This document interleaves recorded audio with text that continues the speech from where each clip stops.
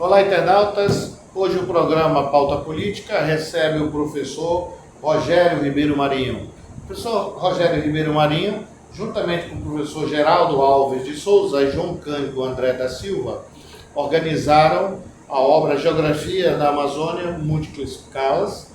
É o segundo volume. Essa obra ela está disponível na livraria da Universidade do Amazonas, para quem quer adquirir. É uma obra que a gente recomenda. Tem diversos autores aqui, com diversos artigos tratando de questões territoriais, questão de desastres ambientais, enfim, são múltiplas escalas trabalhadas pelos colegas da geografia. Queria anunciar também que a gente tem um patrocínio cultural do nosso programa Pauta Política, da Livraria Nacional e também da Cantina da NIL. Também queria anunciar que nós estamos no nosso estúdio, alunos do Laboratório de Pesquisa em Antropologia, que a gente agradece que eles estão assistindo ao nosso programa ao vivo, né? Que o nosso programa também é gravado.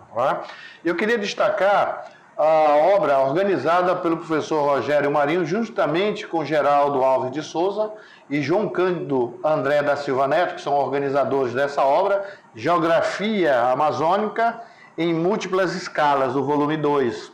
Esse livro ele se encontra à exposição e venda na livraria da universidade, que fica aqui no setor norte, no centro de convivência. E também o professor Rogério, né, professor Rogério, esse livro também está... as pessoas podem acessar. Aonde, por favor? Está disponível no site do Programa de Pós-Graduação em Geografia.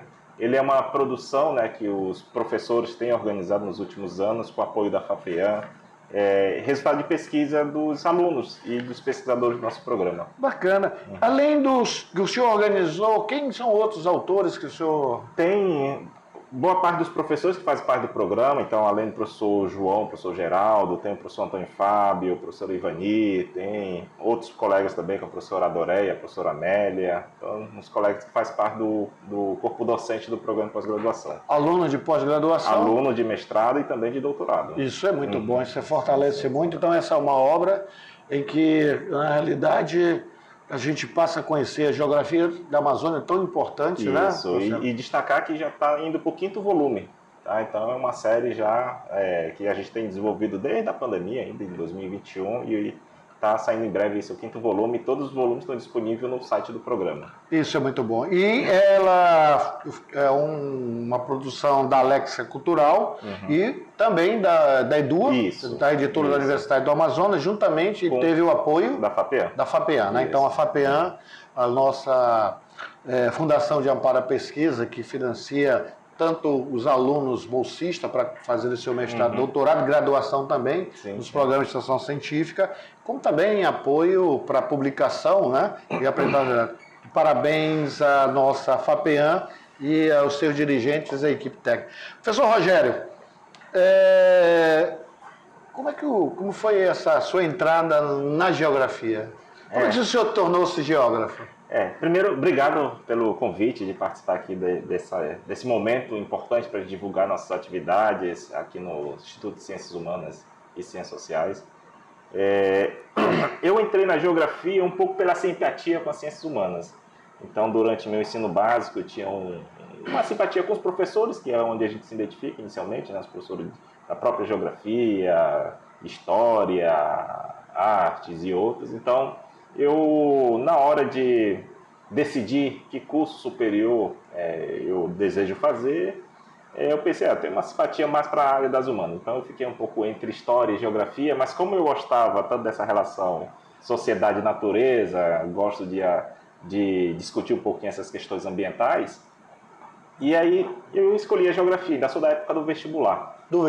Da época do vestibular. Então hoje a gente tem um sistema de seleção que o curso, mais ou menos, o aluno não escolhe o curso, né? O curso que escolhe o aluno, que é o Enem. Na época do vestibular, a gente tinha que escolher, é só uma opção. Certo. Então, eu escolhi a geografia e eu acho que eu fiz uma escolha certa para a vida. Isso.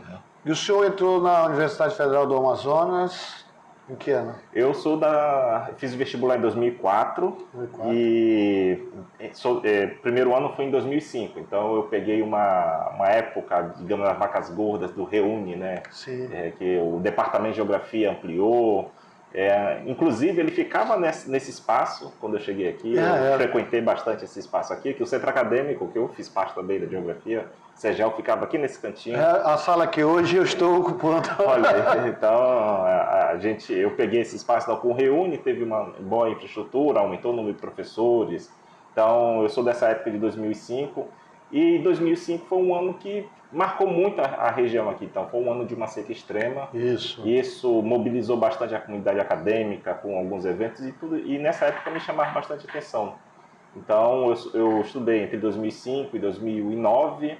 E em seguida, ao longo da graduação, né, desenvolvi iniciação científica, que foi muito importante. Sou uma das primeiras levas de PIBIC da FAPEAM. Ah, é verdade, então, verdade. participei tanto em iniciação científica na UFAM, no INPA, na UFAM com a geografia, com a antropologia. Então, assim que foi criado também o departamento de antropologia, desenvolvi um trabalho com o professor Gilton. E o seu mestrado? E aí, com esse envolvimento em iniciação científica, participação de evento, discussão, eventos acadêmicos, eventos de estudante, eu enveredei para a parte de pesquisa. Ao mesmo tempo que foi surgindo uma área dentro da geografia, se expandindo na realidade, que era as geotecnologias. Então eu fiquei um pouco interessado nessa área, me candidatei para fazer um mestrado em sensoramento remoto, que é a parte que trabalha com mais satélite, lá no Instituto Nacional de Pesquisas Espaciais, no INPE, em São José dos Campos. Então, assim que terminei a graduação, em 2009 mesmo, já fui cursar o mestrado lá em São José dos Campos, trabalhando com o tema fora da Amazônia. Então, que é um tema que está relacionado, que a gente vai falar um pouquinho hoje, que são os desastres de 2008 em Santa Catarina. Ah, lembro. Então, o Vale do Itajaí. Lembro, o Vale do Itajaí muito afetado. Chuva muito forte, causou bastante inundações, deslizamento, morreu centenas de pessoas. E o Brasil, no momento, não tinha metodologias para interpretar. Isso. Então, o que nós estamos vendo hoje, por exemplo, na seca na Amazônia, nas grandes enchentes do Rio Grande do Sul, com uma rápida resposta a partir desses dados espaciais, é resultado um pouquinho desse investimento que foi feito há uns 15 anos atrás para receber esses dados de imagem satélite para poder interpretar. E o doutorado? E aí o doutorado eu já fiz aqui no INPA. Então eu fiz depois que entrei no departamento de geografia, entrei como mestre, depois que terminou uns 2, 3 anos seguidos do meu estágio probatório, eu fiz um mestrado aqui num programa multidisciplinar chamado Clima e Ambiente. Legal. Para trabalhar aqui a bacia do Rio Negro. Beleza. O professor Rogério já coordenou também vários projetos, mas como você falou agora há pouco, essa questão do desastre é um dos projetos que o senhor tem. Isso. Esse desastre surge em função de quê, Rogério? Quando é que ele começa? Como foi a tratativa dele? Quem participa? Enfim. Muito importante essa questão. Hoje em dia a gente ainda está enraigado assim, na sociedade a ideia de um desastre natural. Mas o desastre natural, na realidade, a gente tem que colocar a componente social no meio. Então, ele é um desastre socio-natural. Uma chuva forte ou uma seca grande, se ocorrer em uma região na Amazônia e não tiver pessoas, ele não vira desastre. Professor Rogério, a turma costuma, os negacionistas, sim. Né? Os negacionistas eles vão dizer, não, isso é natural. Sim. Qual é a diferença entre os desastres que ocorriam em período, vamos dizer assim, um pouco mais recuado, né? Um pouco mais longínquo, com hoje? Isso é o objeto da discussão? Sim. É super importante esse tipo de pergunta para a gente esclarecer, porque nós estamos falando aqui, na verdade, não de desastre, mas eventos climáticos extremos. Sempre ocorreu na história geológica da Terra e sempre vai continuar ocorrendo. O que nós estamos observando agora é que eles estão mais intensos e com maior frequência, ou seja, está ocorrendo cada vez mais forte. Então, nós tivemos uma seca grande em 2023 e uma seca maior em 2024. Então, eles estão mais intensos e cada vez mais curtos.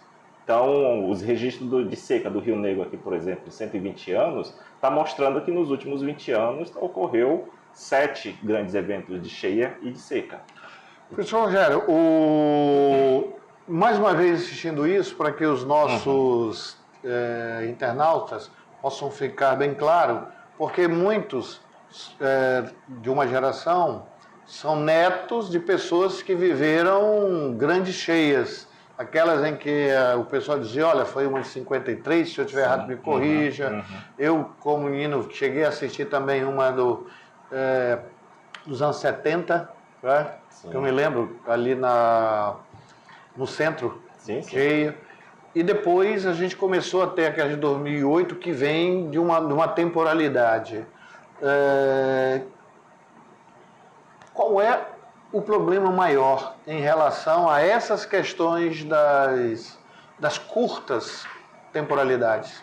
A questão principal dentro do contexto de desastre é que a cidade cresceu, a população ocupou as margens, as encostas, só que essa ocupação não foi de uma forma planejada, o poder público não acompanhou, não auxiliou, não preparou o espaço geográfico urbano de Manaus para comportar isso. E aí o que acontece? Quando vem esses eventos extremos, a população acaba sendo impactada, seja com as secas extremas, população ribeirinha, terras caídas, ou as cheias extremas, ou fortes chuvas. Então a gente daqui a pouco está voltando a temporada de chuva e acaba tendo essas enxurradas e deslizamentos. Professor Rogério, o projeto tem o título de... É o Plano Municipal de Redução de Riscos. Tá? É um plano que a gente está construindo em parceria com a Defesa Civil Municipal, com o Ministério das Cidades, o financiamento é do Ministério das Cidades, para dar subsídio a ações que reduzam ou mitiguem setores críticos na área urbana de Manaus, seja na Zona Norte, Zona Leste, Zona Sul, tem muitas periferias urbanas. Então saiu dados do censo recentemente mostrando que Manaus tem grandes centros urbanos, grandes favelas, e são nessas periferias que está a maior parte da população vulnerável a esse tipo de evento. Em que fase está o projeto? O projeto está numa fase, digamos assim, de uns 40% de execução. Então, numa primeira etapa, nós... Começou quando, Rogério? Ele iniciou em março desse ano. Março desse ano. Então a gente tem previsão de concluir ele em julho do ano que vem. E aí, por favor, continue. E aí ele está algo em torno de 40% executado. Então ele está na etapa de conclusão do mapeamento. Então esse mapeamento nós delimitamos os setores, os polígonos, né, georreferenciados das casas e moradores que estão em risco. Em que lugares, por favor? Pela indicação da Defesa Civil, a gente conversando com a Defesa Civil Municipal, eles indicaram alguns setores que nos últimos 10 anos são bastante recorrentes em atendimento de demanda deles. Então nós temos no Parque Mauá, Mauazinho, Jorge Teixeira, Grande Vitória, Cidade de Deus, até a Orla da Compensa tem alguns setores. Então tem alguns lugares... São setores próximos ao rio, né, Rogério? Próximo ao rio, mas também na cabeceira da cidade. Então, na cabeceira das grandes bacias urbanas. Então, ali próximo da nascente do Mindu, na zona leste da cidade. Então, tem umas características do terreno geomorfológico que propiciam um risco à erosão. E aí a população vai ocupando, tirando a vegetação e ocupa áreas de encostas bastante íngremes, acaba levando uma maior vulnerabilidade e ficando mais sob risco. Então a questão central é justamente a questão do solo e do subsolo dessa localidade? Tem a questão... Ou ela é um dos componentes? Um dos componentes. Então tem uma questão natural, que naturalmente existe algum setor da área da cidade, Zona Sul, Zona Leste... Quais bairros, só pra gente? Vila Buriti, Mauazinho, Zumbi, Tanqueiro Neves, então Jorge Teixeira, Grande Vitória, Cidade de Deus, Nova Vitória, que é um bairro planejado, Nova Cidade, que é um bairro planejado também, tem vulnerabilidade. Então, acontece que alguns locais têm um tipo de solo um pouco mais vulnerável, e aí se não faz um tratamento adequado de uma urbanização adequada, acaba concentrando o fluxo de chuva para um determinado ponto, e esse fluxo de chuva no final de uma rua vai acabar sendo concentrado e erodindo, e essa erosão vai aumentando ao longo do tempo e criando grandes buracos, né, que a gente costuma chamar, ou vossorocas.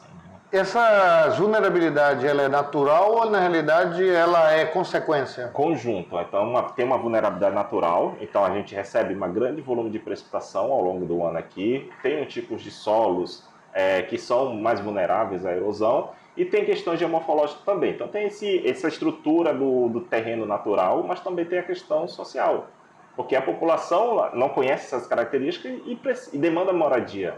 e elas moram onde acham que tem condições e acaba se submetendo a essas áreas de risco. Porém, você falou agora há pouco do Nova Cidade. Nova Cidade foi assentada numa área de risco ou numa área propensa a risco. Alguns setores, final de ruas, tiveram algumas obras que não foram adequadamente ajustadas, obras de engenharia, né, para concentrar o fluxo de água durante um período de chuva. Aí acaba que esse fluxo de água entra com muita força, muita energia no solo, acaba destruindo uma calçada, e essa calçada destruída expõe o solo, a água do ano seguinte vai se concentrando ali, aí acaba comendo o asfalto, e isso vai erodindo e avançando para as casas e residências. Certo, certo.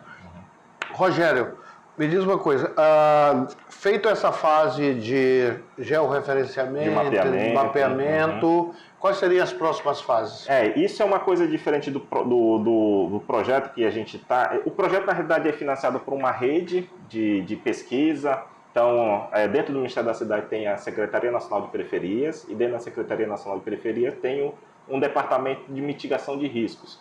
Então, é um departamento que foi recriado agora com o governo atual, mas ele já existiu há algum tempo atrás. Ele era muito focado para financiar obras de contenção de encostas, principalmente no sul e sudeste, tem aquelas movimento de massas, então ele está muito preocupado para obras de engenharia. Então, ele tinha essa preocupação mais para financiar obras de engenharia, mas o contexto atual, só obra de engenharia, só a questão geotécnica não resolve. A gente tem que conhecer questões, por exemplo, como que a comunidade percebe o risco. Certo. E aí a etapa seguinte nesse sentido é que dentro desse projeto que Manaus faz parte, junto com Belém e mais outras 22 cidades, que tem universidade trabalhando junto com a Defesa Civil local, junto com o técnico de prefeituras, é também envolver a comunidade. Então, mostrar esse mapeamento que a gente fez para as comunidades que estão ali, para ver se eles se percebem como um risco. Muitas vezes já tem essa percepção, e nos ajuda muito a refinar esse mapeamento, e também ajudar a pensar soluções que a gente aqui na academia pensa que funciona, mas para eles sejam outras coisas mais simples. Então, ter uma troca em conjunto. Tá? Então, as etapas seguintes seria validar esse nosso mapeamento com oficinas comunitárias e também com os técnicos da prefeitura. Rogério, indo para as considerações, podemos dizer que o projeto que está sendo desenvolvido já apresenta alguns resultados preliminares? Sim, sim. Então, poderia elencar alguns deles? Primeiro dele, que é a primeira vez que Manaus vai ter um primeiro plano municipal de resposta de risco. Que isso vai dar suporte para ações práticas do poder público, Secretaria de Infraestrutura, os distritos de obras, a Defesa Civil propriamente dito, o INPURB. Então, diversos órgãos estão envolvidos nisso. Então, entregar um diagnóstico e terminar com indicações de intervenções estruturais e não estruturais para agir nesses setores. E também a formação de recursos humanos. Então, carece bastante aqui a formação de recursos humanos, por isso que a Secretaria Nacional de Periferia, em vez de contratar empresas, entrou em contato com as universidades, com os grupos de pesquisa para justamente fazer isso, capacitar pessoas, ajustar metodologias locais para desenvolver esses estudos. Então, e essa fase que já estão começando a iniciar? Isso. Então, a partir de janeiro, fevereiro e março, a gente já tem um diagnóstico, tem uma validação desses setores, partir para a parte de propor intervenções. Certo. Rogério, para finalizar, você fez uma trajetória como surgiu a paixão, como surgiu a dedicação para o campo da geografia e como você tem um tema da geografia como um desafio enquanto cientista. Tá? O que você diria para um jovem que ainda está pensando em que rumo seguir? Sim.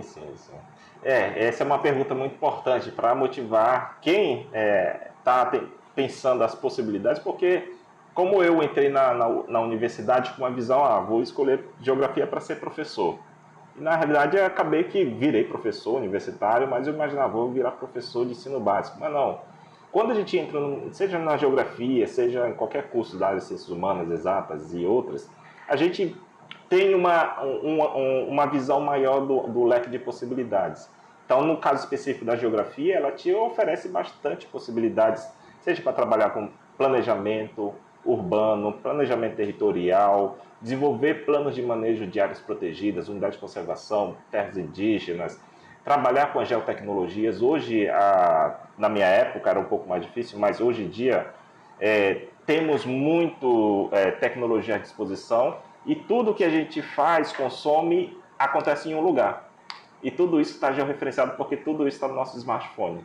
Então, existe um conjunto grande de dados, que a gente chama de Big Data, que a gente pode explorar para levar para os tomadores de decisão, políticas públicas, desse conjunto de dados georreferenciados, digamos assim, e propor soluções adequadas, seja para questões políticas, questões ambientais, questões sociais. Então, tem um amplo leque relacionado às geotecnologias que a geografia nos proporciona. Isso. E aí é aquela história.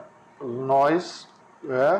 discurso de que a universidade não está fechada é esse trabalho. E aí tem uma coisa a destacar. A relação entre a instituição Defesa Civil, ou seja, uma instituição do governo do Estado, do governo federal, dizendo, nós queremos conhecer para intervir. Essa é a proposta. E a outra linha é que a geografia, através da sua equipe de trabalho, através do seu núcleo e de seus alunos agregados de iniciação científica, de pós-graduação, e a universidade e a instituição dizendo, nós temos que colocar a sociedade civil, a população dentro desse projeto. Sim, é isso? Sim. Isso.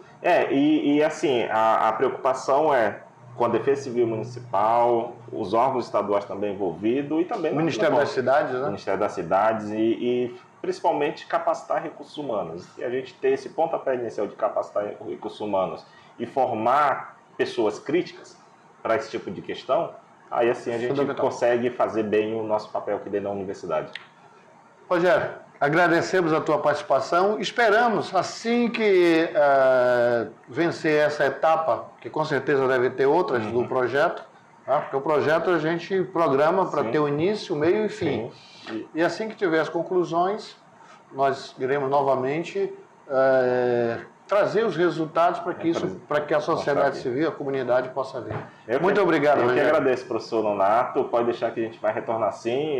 Esse projeto ele tem uma etapa fundamental que é a comunicação dos seus resultados. E a gente quer usar os vários canais para alcançar o máximo possível da população. Então, já estamos anunciando isso e um abraço aos seus orientandos e à sua equipe e ao núcleo que o senhor faz parte. Eu que agradeço. Obrigado, até mais.